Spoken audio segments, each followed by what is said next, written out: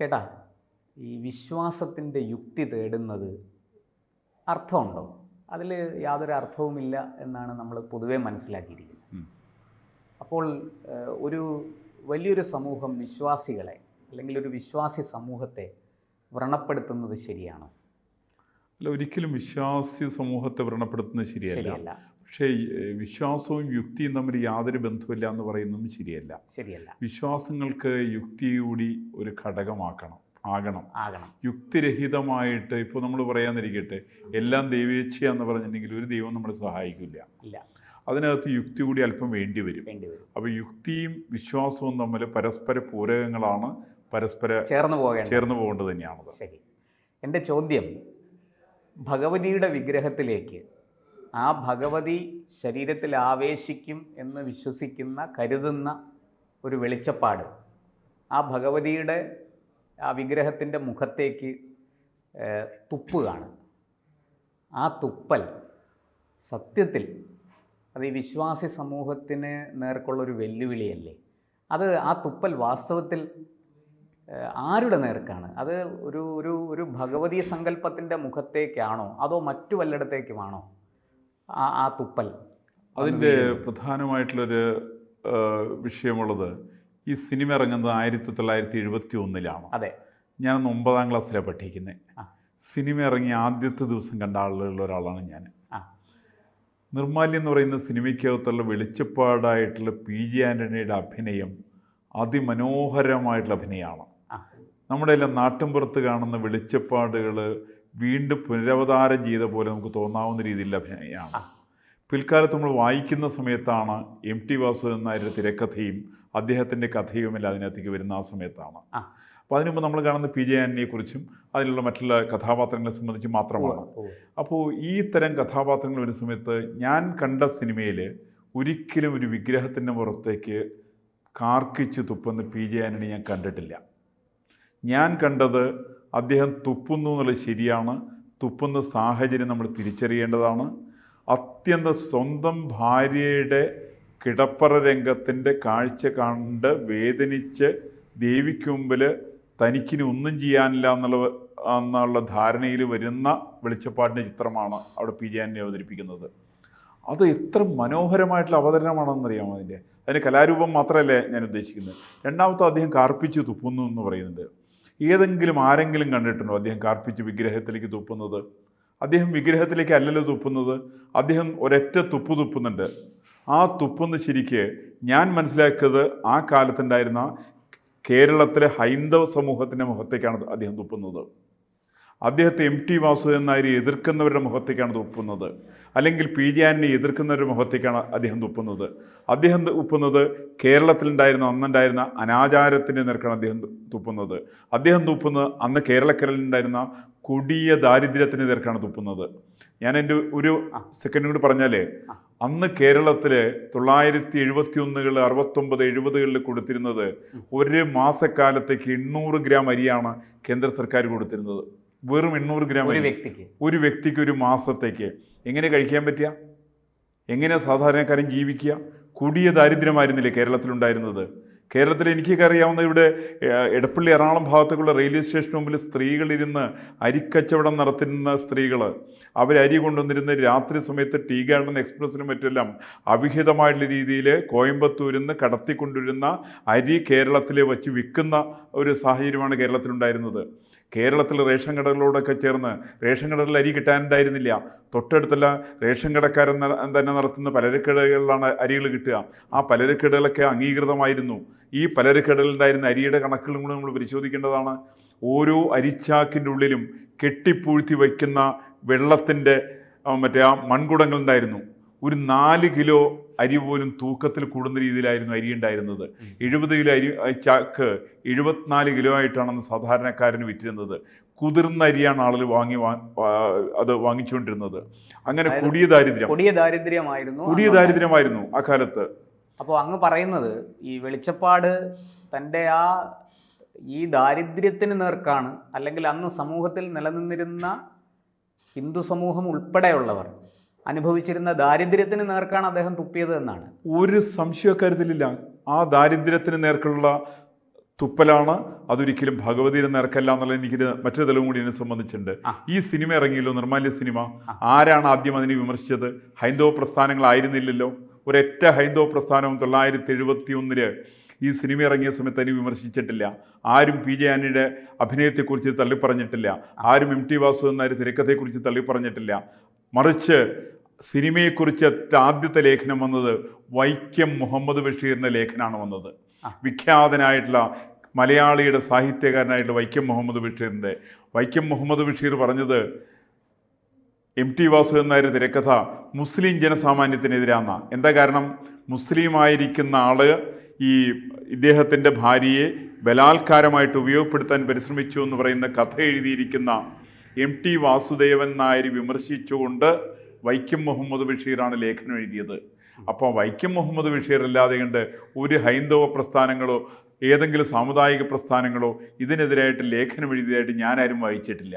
പിന്നെ അതെല്ലാം പറഞ്ഞു തുടങ്ങിയത് വളരെ കാലത്തിന് ശേഷമാണ്. അവിടെ ഒരു ചോദ്യം, ഒരു പക്ഷേ ഹിന്ദു സമൂഹത്തിൻ്റെ സഹിഷ്ണുതയല്ലേ അതിന് കാരണം? അതായത് വിമർശനങ്ങളെയും എതിർപ്പുകളെയും സ്തുതികളെയും അനുകൂലമായ പ്രതികരണങ്ങളെയും ഒക്കെ ഒരേ മനസ്സോടെ സ്വീകരിക്കാൻ കഴിയുന്ന ഒരു ആശയ അടിത്തറ അല്ലെങ്കിൽ ഒരു ആധ്യാത്മിക തലത്തിൽ നിൽക്കുന്നത് കൊണ്ടല്ലേ ഹിന്ദു സമൂഹത്തിന് അങ്ങനെ ഉൾക്കൊള്ളാൻ അതിനെ സാധിച്ചത്? അതിൻ്റെ കാരണമാണ് ഹിന്ദു സമൂഹത്തിൻ്റെ സഹിഷ്ണുത ഒരു വശത്ത് നിൽക്കുമ്പോൾ ഹിന്ദു സമൂഹത്തിൻ്റെ തിരിച്ചറിവ് കൂടി അതിനോട് ചേരുന്നുണ്ട്. ആ കാലഘട്ടത്തിൻ്റെതായിട്ടുള്ള പ്രത്യേകതകളെ സംബന്ധിച്ച് തിരിച്ചറിയുവാനുള്ള ഒരു കെൽപ്പ് ഹിന്ദു സമൂഹത്തിനുണ്ടായിരുന്നു. എന്തെല്ലാം കുറ്റങ്ങൾ നമ്മൾ ആരോപിച്ചാലും ഹിന്ദു സമൂഹം എക്കാലത്തും സ്വന്തം തെറ്റുകുറ്റങ്ങളെ സംബന്ധിച്ച് വിവക്ഷിക്കുവാനും ചർച്ച നടത്തുവാനും എക്കാലത്തും തയ്യാറായിരുന്നു. അതിൻ്റെ ഭാഗമായിട്ടാണ് ആ വന്ന തെറ്റിനെ കാണാനും അത് മനസ്സിലാക്കുവാനും തിരുത്തുവാനുള്ള ബോധപൂർവമായിട്ടുള്ള പരിശ്രമം ഹൈന്ദവ സമൂഹത്തിൽ നിന്ന് വന്നത്. നമ്മളൊന്ന് മനസ്സിലാക്കേണ്ട വസ്തുത, കേരളത്തിലെ ഹൈന്ദവ പ്രസ്ഥാനങ്ങളുടെ എണ്ണപ്പെട്ട ചിന്തകന്മാരും എഴുത്തുകാരും ഒക്കെ ജീവിച്ചിരുന്ന കാലഘട്ടമാണത്. പി പരമേശ്വരജിയെ പോലുള്ള ആള്, പി മാധവജിയെ പോലുള്ള ആളുകൾ, ആർ രംഗഹരിയെ പോലുള്ള ആളുകൾ, ഈ തരത്തിലുള്ള നിരവധി ചിന്തകന്മാർ കേരളത്തിൽ ജീവിച്ചിരുന്ന കേളപ്പനെ പോലുള്ള ആളുകൾ, കേരള ക്ഷേത്ര സംരക്ഷണ സമിതിക്ക് ജന്മം കൊടുത്ത കേളപ്പൻ ജനിച്ചത് ആ സമയത്താണ് VM കൊറാത്തിനെ പോലുള്ള ആളുകൾ മാതൃഭൂമി പത്രത്തിൽ വർക്ക് ചെയ്തിരുന്നത്. ഈ പറയുന്ന ആളുകൾക്ക് ഇതിനെക്കുറിച്ച് എതിർപ്പ് തോന്നിയിരുന്നില്ലല്ലോ, അവരാരും ഇതിനെക്കുറിച്ചൊന്നും പറഞ്ഞിരുന്നില്ലല്ലോ. അല്ല, ഇതിനെക്കുറിച്ച് തീർച്ചയായിട്ടും അങ്ങനെ ഒരു എതിർപ്പോ അങ്ങനത്തെ ലേഖനങ്ങളോ നമ്മളാരും അധികം കണ്ടിട്ടില്ല. ഇത് അങ്ങ് പറഞ്ഞതുപോലെ അന്നത്തെ ഹിന്ദു സമൂഹത്തിൽ നിലനിന്നിരുന്ന ഒരു പക്ഷേ ഈ വെളിച്ചപ്പാടുമാരോടും അല്ലെങ്കിൽ ഈ ഹൈന്ദവ ആരാധനാ രീതികളോടുമൊക്കെ ഹിന്ദു സമൂഹം പുലർത്തിയിരുന്ന ഒരു മനോഭാവമുണ്ട്, ഒരു അവഗണനയുണ്ട്. അതായത് ഇതൊന്നും നമുക്ക് വേണ്ട, ഒരു അമ്പലം കത്തിയാൽ അത്രയും അന്ധവിശ്വാസം കുറയും എന്ന് ഉറക്കെ പ്രസംഗിച്ചിരുന്ന C കേശവനെ പോലെയുള്ള ആൾക്കാർ ജീവിച്ച് കടന്നുപോയ ഒരു കാലം കൂടിയാണത്. അവരുടെയൊക്കെ എന്താ പറയുക, പ്രവർത്തനത്തിന്റെ അവസാന കാലമല്ല. അത്തരം ഉൽപ്പതിഷ്ണുക്കളെ കുറിച്ച് ഞാൻ വേറെ ചില കാര്യങ്ങൾ പറയാം. വൈക്കം സത്യാഗ്രഹത്തെ അട്ടിമറിക്കാൻ ശ്രമിച്ച ആളുകളുടെ കഥയുണ്ട്. അത് ഉൽപ്പതിഷ്ണുക്കളായിരിക്കുന്ന ആളുകളാണ് 1924 മാർച്ച് മാസം 29-ാം തീയതി അർദ്ധരാത്രി 12 മണിക്ക് KP കേശവനും കിടന്നുറങ്ങുന്ന മുറിയുടെ വാതിക്കൽ തട്ടി വിളിച്ചുകൊണ്ട് സമരം മാറ്റിവെക്കണം, സമരം ചെയ്യണമെന്നുണ്ടെങ്കിൽ ഞങ്ങളുടെ വൈക്കം സത്യാഗ്രഹം നാളെ രാവിലെ ആരംഭിക്കുകയാണെങ്കിൽ അത് ഞങ്ങളുടെ സമുദായത്തിന് ചില നഷ്ടങ്ങളുണ്ടാകുമെന്ന് പറഞ്ഞതിൽ ഈ പറയുന്ന KV കുഞ്ഞിരാമനും C കേശവനടക്കമുള്ള ആളുകളുണ്ടായിരുന്നു. അവർ പോയിട്ടാണ് പറഞ്ഞത് സമരം മാറ്റിവെക്കാൻ വേണ്ടിയിട്ട്. 29-ാം തീയതി ഉച്ചയ്ക്ക് 2 മണിക്ക് വൈക്കത്ത് കൂടിയിട്ടുള്ള ഈഴവ അതിനെക്കുറിച്ചിട്ട് അഡ്വക്കേറ്റ് E രാജൻ എഴുതിയിരിക്കുന്ന പുസ്തകത്തിൽ നടത്തിയിരിക്കുന്ന പ്രയോഗം ഈഴവ വിഷാദയോഗം എന്നാണ് പറഞ്ഞിരിക്കുന്നത്. ഒരു പറ്റം ഈഴവന്മാരെന്ന് പറഞ്ഞുകൊണ്ട് നടത്തിയിട്ടുള്ള യോഗം, ആ യോഗത്തിൽ TK മാധവന് വിളിച്ചിരുന്നില്ല. അങ്ങനെ നടത്തിയിട്ടുള്ള യോഗാനന്തരം വൈക്കം സത്യാഗ്രഹത്തെ അട്ടിമറിക്കാൻ ശ്രമിച്ചവരുടെ കൂട്ടത്തിൽപ്പെട്ട ആൾ തന്നെയാണ് പറഞ്ഞത് ഒരു ക്ഷേത്രം നശിച്ചാൽ അത്ര അന്ധവിശ്വാസം നശിക്കുന്നു പറഞ്ഞത്. അതൊക്കെ ചരിത്രത്തിൻ്റെ ഭാഗമാണ്. ഇരിക്കട്ടെ, നമുക്ക് തിരിച്ച് വെളിച്ചപ്പാടിലേക്കും നമ്മുടെ വെളിച്ചപ്പാടിനെ സംബന്ധിച്ച് അന്ന് വെളിച്ചപ്പാടിൻ്റെ ചരിത്രമുണ്ട്. കൂടല്ലൂർ തുടങ്ങിയിരിക്കുന്ന ഗ്രാമപ്രദേശങ്ങളിലുണ്ടായിരുന്ന വെളിച്ചപ്പാടുകളുടെ ജീവിതത്തിൻ്റെ നേർചിത്രം അത് നേരിട്ട് അനുഭവിച്ച ആളാണ് MT വാസുദേവൻ നായർ. അത്ര ദയനീയം എന്ന് പറഞ്ഞിട്ടുണ്ടെങ്കിൽ ഒരു വെളിച്ചപ്പാടാവുന്ന സമയത്ത് ഈശ്വരന് തുല്യമാണ്. അതൊരു 4 മാസക്കാലത്ത് മാത്രം പണിയാണ്. 4 മാസം കഴിഞ്ഞ് 8 മാസക്കാലം കൊടിയ ദാരിദ്ര്യം കൊണ്ട് ഭിക്ഷയെടുത്ത് ജീവിക്കുന്നവരായിരുന്നു വെളിച്ചപ്പാടന്മാർ. അവിടെയെല്ലാം കൂടല്ലൂരും സമീപ പ്രദേശങ്ങളിലും ഇന്നത്തെ മലപ്പുറം ജില്ലയുടെ പല ഭാഗങ്ങളിലും കോട്ടയ്ക്കൽ അടക്കമുള്ള ഭാഗങ്ങളിലൊക്കെ വെളിച്ചപ്പാടന്മാർ ഭിക്ഷയെടുക്കാൻ വേണ്ടിയിട്ട് വീടുകളിൽ ഒരു പാത്രം കാണിച്ചിട്ട് ആ പാത്രത്തിൽ നിങ്ങൾക്ക് അരി കൊടുക്കാം ഭിക്ഷക്കാരന്. ആ ഭിക്ഷക്കാരനെ വിളിച്ചിരുന്ന പേരായിരുന്നു ധർമ്മക്കാരൻ എന്നാണ് വിളിച്ചിരുന്നത്. നമ്മൾ മലയാളികൾ ഒരുപക്ഷെ അതിൻ്റെ ഓമനത്വമുള്ള പേരാണ് നമ്മൾ ഭിക്ഷക്കാരെന്നല്ല നമ്മളവരെ വിളിച്ചത്, അവർ ധർമ്മക്കാരെന്നാണ് വിളിച്ചത്. അത് ഈ പറയുന്ന വെളിച്ചപ്പാടന്മാരായിരുന്നു. അതിൻ്റെ കൊടിയ ദാരിദ്ര്യത്തിൽ വളരെ വേദന പൂണ്ട ആൾ തന്നെയായിരുന്നു എം ടി വാസുദേവൻ നായർ. അതുകൊണ്ടാണ് അദ്ദേഹം വെളിച്ചപ്പാടന്മാരുടെ ദുഃഖം അതിൻ്റെ ഒരു നേർചിത്രം നമ്മുടെ മുമ്പിൽ വരച്ച് കാണിച്ചതാണ്. അതായത് ഈ നിർമാല്യം എന്ന ചിത്രം വാസ്തവത്തിൽ അന്നത്തെ ഹിന്ദു സമൂഹത്തിലെ ഒരു വിഭാഗം, പ്രത്യേകിച്ചും വെളിച്ചപ്പാടുമാരെ പോലെയുള്ള അല്ലെങ്കിൽ പുരോഹിതന്മാരായിട്ടുള്ള, അതിനകത്ത് അതുമൊക്കെ കാണുന്നുണ്ടല്ലോ, അവരനുഭവിച്ച അതിതീവ്രമായ ദാരിദ്ര്യവും അതിനെ തുടർന്നുള്ള പ്രതിസന്ധികളും ദുഃഖവും ഒക്കെയാണ് എം ടി നിർമാല്യം എന്ന സിനിമയിലൂടെ വരച്ച് കാണിച്ചതാണ്. അദ്ദേഹം ഒരിക്കലും ഏതെങ്കിലും ഒരു വിഭാഗത്തെ ആക്ഷേപിക്കാൻ വേണ്ടി അല്ലെങ്കിൽ വ്രണപ്പെടുത്താൻ, അവരുടെ വികാരങ്ങൾ വ്രണപ്പെടുത്താൻ അദ്ദേഹം ശ്രമിച്ചിട്ടില്ല എന്നാണ് അങ്ങ് പറയുന്നത്. കാരണം അങ്ങനെ ഉണ്ടെങ്കിൽ ആ കാലത്തുള്ള ഹൈന്ദവ പ്രസ്ഥാനത്തിൻ്റെ നേതാക്കന്മാരിൽ നിന്ന് അതിനെതിരായിട്ട് ശക്തമായുള്ള പ്രതികരണം വരുമായിരുന്നു. അതിൻ്റെ ചെറിയ ഉദാഹരണം പറഞ്ഞാൽ 1967 നടന്നിട്ടുള്ള മലപ്പുറം ജില്ല രൂപീകരണത്തിനെതിരായിട്ടുള്ള സമരം, 1968 നടന്നിട്ടുള്ള ഇവിടെ അങ്ങാടിപ്പുറത്തുള്ള തളിക്ഷേത്രത്തിന് അനുകൂലമായിട്ടുള്ള സമരം, ഇതെല്ലാം നടന്നത് ആ കാലഘട്ടങ്ങളിലാണ്. എന്ന് വെച്ചാൽ ആ കാലത്ത് ഹൈന്ദവ പ്രസ്ഥാനങ്ങൾ കേവലം നിർജ്ജീവമായിരുന്നില്ല, ഉയർത്തെഴുന്നേൽപ്പിൻ്റെ പാതയിലായിരുന്നു.